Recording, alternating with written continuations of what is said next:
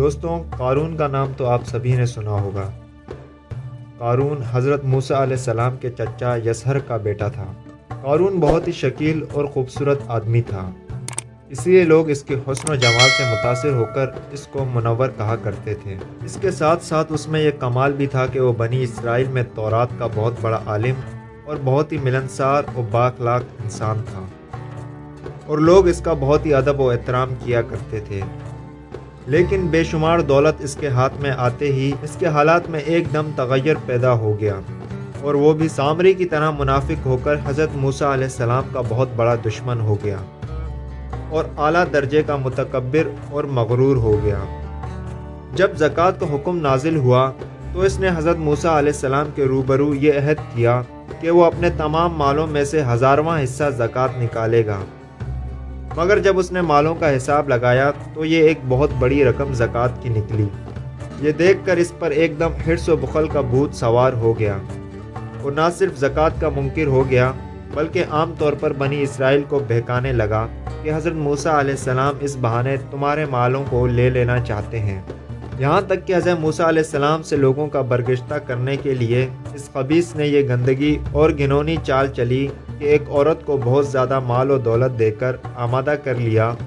کہ وہ آپ پر بدکاری کا الزام لگائے۔ چنانچہ عین اس وقت جب کہ حضرت موسیٰ علیہ السلام وعظ فرما رہے تھے، قارون نے آپ کو ٹوکا کہ فلانی عورت سے آپ نے بدکاری کی ہے۔ حضرت موسیٰ علیہ السلام نے فرمایا کہ اس عورت کو میرے سامنے لاؤ۔ چنانچہ وہ عورت بلائی گئی تو حضرت موسیٰ علیہ السلام نے فرمایا کہ اے عورت، اس اللہ کی قسم جس نے بنی اسرائیل کے لیے دریا کو پھاڑ دیا اور عافیت و سلامتی کے ساتھ دریا پار کرا کے فرعون سے نجات دی، سچ سچ کہہ دے کہ واقعہ کیا ہے۔ حضرت موسیٰ علیہ السلام کے جلال سے عورت سہم کر کانپنے لگی، اور اس نے مجمع عام میں صاف صاف کہہ دیا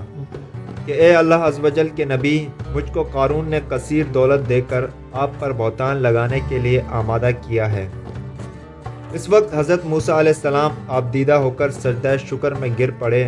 اور بحالت سجدہ آپ نے یہ دعا مانگی کہ یا اللہ، قارون پر اپنا قہر و غضب نازل فرما۔ پھر آپ نے مجمع سے فرمایا کہ جو قارون کا ساتھی ہو وہ قارون کے ساتھ ٹھہرا رہے، اور جو میرا ساتھی ہے وہ قارون سے جدا ہو جائے۔ چنانچہ 2 خبیثوں کے علاوہ تمام بنی اسرائیل قارون سے الگ ہو گئی۔ پھر حضرت موسیٰ علیہ السلام نے زمین کو حکم دیا کہ اے زمین، تو اس کو پکڑ لے، تو قارون ایک دم گھٹنوں تک زمین میں دھنس گیا۔ پھر آپ نے دوبارہ زمین سے یہی فرمایا تو وہ کمر تک زمین میں دھنس گیا۔ یہ دیکھ کر قارون رونے اور بلبلانے لگا اور قرابت اور رشتہ داری کا واسطہ دینے لگا، مگر آپ نے کوئی التفات نہ فرمایا، یہاں تک کہ وہ بالکل زمین میں دھنس گیا۔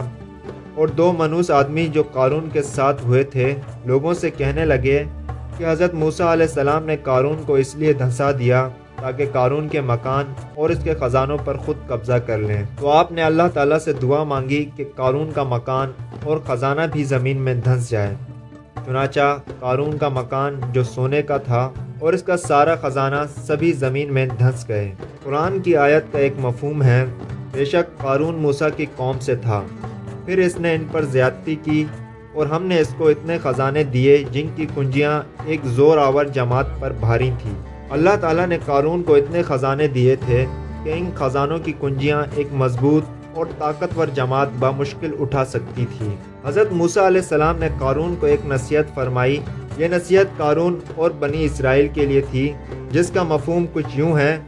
جب اس سے اس کی قوم نے کہا کہ اترا نہیں، بے شک اللہ اترانے والوں کو دوست نہیں رکھتا، اور جو مال تجھے اللہ نے دیا ہے اس سے آخرت کا گھر طلب کر، اور دنیا میں اپنا حصہ نہ بھول، اور احسان کر جیسے اللہ نے تجھ پر احسان کیا، اور زمین میں فساد نہ چاہ۔ دوستوں، قارون نے اپنے مال کے گھمنڈ میں اس مخلصانہ نصیحت کو ٹھکرا دیا، اور خوب بن سنور کر تکبر اور غرور سے اتراتا ہوا قوم کے سامنے آیا، اور حضرت موسیٰ علیہ السلام کی بدگوئی اور ایذا رسائی کرنے لگا، جس کا نتیجہ یہ ہوا کہ اللہ نے اسے زمین میں دھسا دیا۔ دوستوں، یہ بہت ہی عبرتناک واقعہ ہے جو ہمیں یہ درس دیتا ہے کہ اگر اللہ تعالیٰ مال و دولت عطا فرمائے تو اس فرض کو لازم جانیں کہ اپنے اموال کی زکوٰۃ ادا کرتا رہے، اور ہرگز اپنے مال و دولت پر غرور اور گھمنڈ نہ کرے،